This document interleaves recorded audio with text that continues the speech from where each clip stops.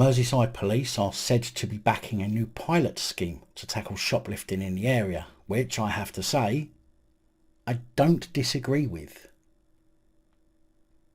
which is unusual. Labour MP Byrne is said to have put the idea forward in which desperate people who are caught shoplifting will be pointed towards local food banks and debt advice services instead of store security detaining them for arrest. The scheme has been launched after Liverpool's West Derby Tesco store has said to have been losing 50 grand a month as a result in a rise of shoplifting. Merseyside Police's Police and Crime Commissioner Emily Spurrell is said to be backing the scheme and said, "No one in our society should need to steal to eat or provide for children. It is a damning indictment of the legacy of this government. Our focus is always on preventing crime. We are already engaged with the retail industry and community safety partners to try and ensure vulnerable people get support. This initiative in West Derby is focused on doing just that." Tesco's in West Derby is said to be placing signs around the store detailing support and training security guards to spot the signs of desperate theft and to act accordingly. Labour MP Byrne said, "This kind of theft is an act of desperation. We have many mums and dads who never would have considered shoplifting. What I want is to stop the criminalisation of the working classes." But let's just be clear here, it's not about stopping the criminalisation of the working classes. It's stopping the criminalisation of people who are desperate and are not acting out of malice, but rather acting out of survival.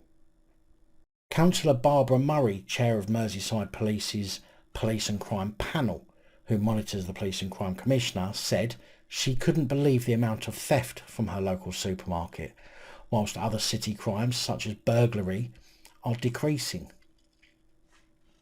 Well, it's not really a surprise, is it? Let's face it, burglaries aren't normally an act of desperation.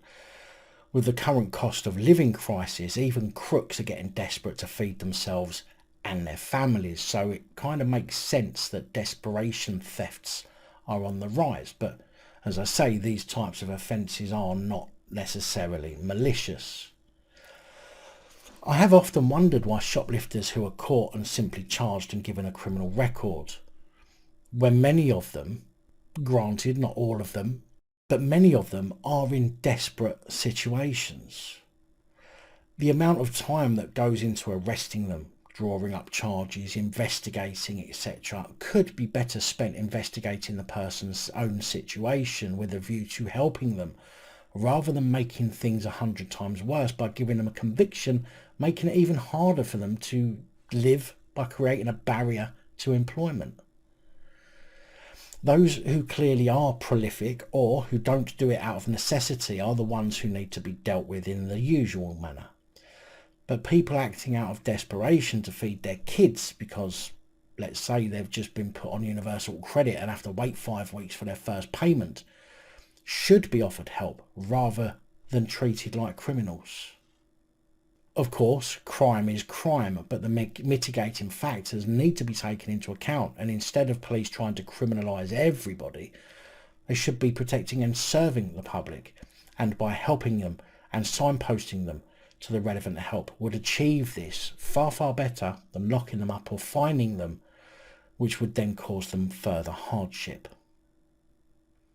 What do you guys think?